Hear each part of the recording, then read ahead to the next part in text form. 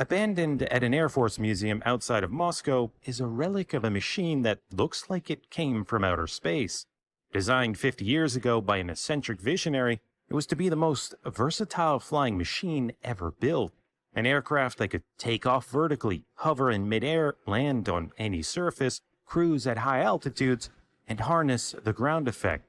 But the story of this remarkable machine and its inventor are still shrouded in mystery.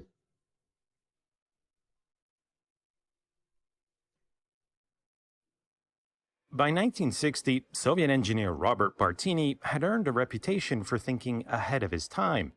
And when it came to transportation, he was convinced that humanity had it all wrong.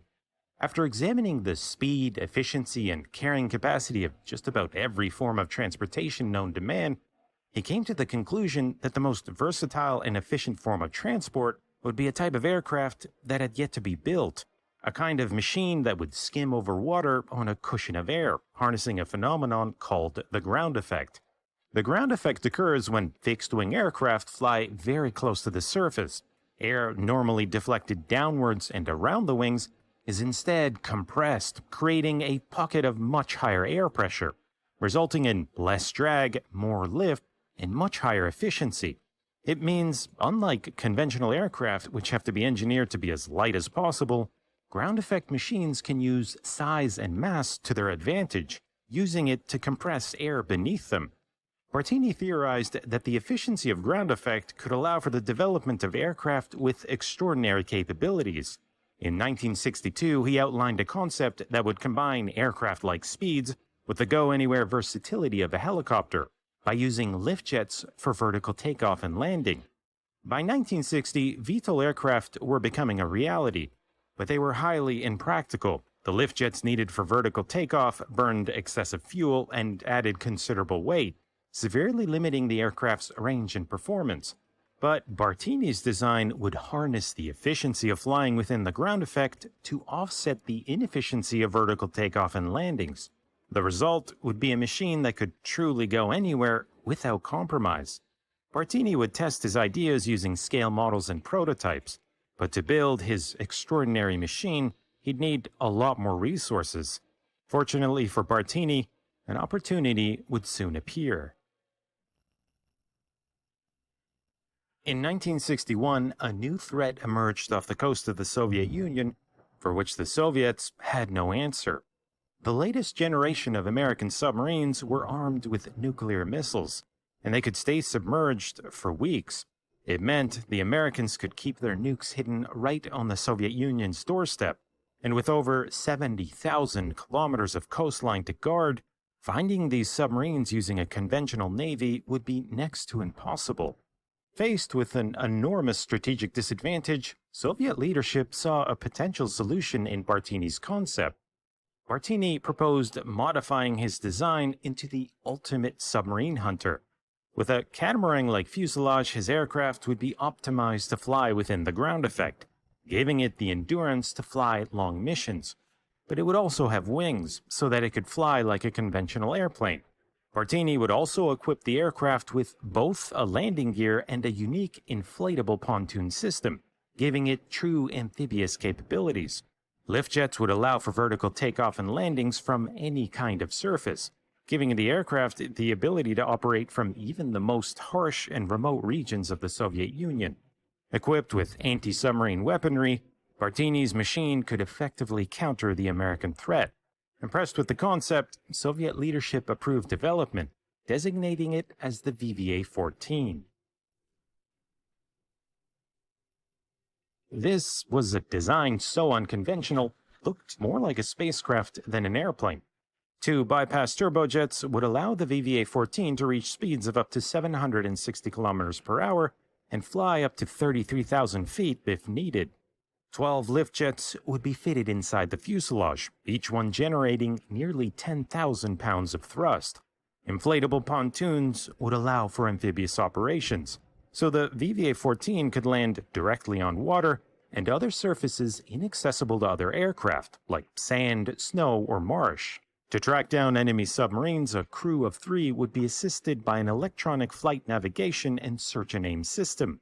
and would use magnetic anomaly detectors, dipping sonar, and sonobuoys. With the ability to carry more than 2 tons of armament, including naval torpedoes, mines, and depth charges, the VVA-14 would be a formidable machine, and development was to proceed under the highest level of secrecy, with early prototypes painted in an Aeroflot paint scheme and given a civilian registration number. For Soviet leadership, this was their answer to a pressing strategic problem. For Bartini, it would set the groundwork for even more ambitious designs. Such a novel design would take years to develop, and it wouldn't be until September of 1972 that the first prototype was ready for flight testing. The VVA-14's development was to proceed in 3 stages. First, a prototype would be built without lift jets, allowing development to focus on the aircraft's aerodynamic capabilities and on engineering the inflatable pontoons. A second prototype would then be built with lift jets, with development centered around the fly-by-wire and automation systems needed for vertical takeoff and landings. After that, a final near-production weaponized version would be used to develop anti-submarine warfare systems. It was a logical plan, and although the program progressed slower than anticipated, early testing proved highly promising. The VVA-14 could settle into ground effect a full 8 meters from the surface, and for Bartini it validated his earlier theories about the ground effect's revolutionary potential. Throughout the 1960s, he drew up designs for truly enormous civilian and military transports that could harness the ground effect at even higher altitudes. Machines that could traverse oceans at aircraft-like speeds while carrying ship-like payloads. Bartini was so sure of the concept, in 1970 he even approached the Soviet Navy with a proposal to develop 5,000-ton flying aircraft carriers.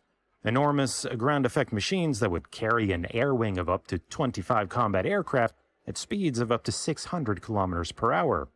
There seemed to be no limit to Bartini's imagination. But before any of his grander ideas could be realized, the VVA-14 would have to prove itself. Even before the first prototype lifted off, Bartini would have already sensed that things weren't going to go according to plan. The most crucial component of the entire concept were the vertical lift jets, and their development had been assigned to a smaller, less experienced engine builder, one already overburdened with other projects. And at 57 tons, the VVA-14 would be the world's largest VTOL aircraft. Its lift jets would need to produce more thrust than any lift jet the Soviet Union had ever built. Bartini doubted whether the engine builder could deliver. And the VVA-14's inflatable pontoons also proved to be extremely difficult to engineer. Designed to be inflated and deflated in the harshest of conditions, they used high-pressure air from the aircraft's cruise engines to fill 12 individually sealed compartments. The pontoons proved to be so unreliable, they were eventually swapped out for metallic floats so that other areas of testing could continue. But in reality, by 1974, technical issues with the inflatable pontoons were actually the least of Bartini's concerns. It was becoming increasingly clear that the lift jets he needed would never arrive, and without them, vertical landings on sand, snow, or water would be impossible, rendering the inflatable pontoons pointless. Realizing that his entire concept was compromised, Bartini scrambled to modify the design. To allow the aircraft to take off from water more like a conventional seaplane, he proposed lengthening the fuselage and adding an additional set of forward engines. The idea was to use the forward engines to create a cushion of air under the aircraft. But the modifications never worked, and Bartini would never live to see them tested. In December of 1974, he passed away at the age of 77. Soon after, the VVA-14 program was canceled, and Soviet leadership instead ordered development of a more conventional anti-submarine aircraft. But had the VVA-14's development been successful, it might have changed the course of Soviet aircraft design, because Bartini had a vision for something much bigger. With his belief in the revolutionary potential of the ground effect, Bartini was convinced that a 5,000-ton flying aircraft carrier would be possible, a machine that could rip across the surface of the ocean and reach any part of the world in just hours, giving the Soviet Union an enormous tactical advantage.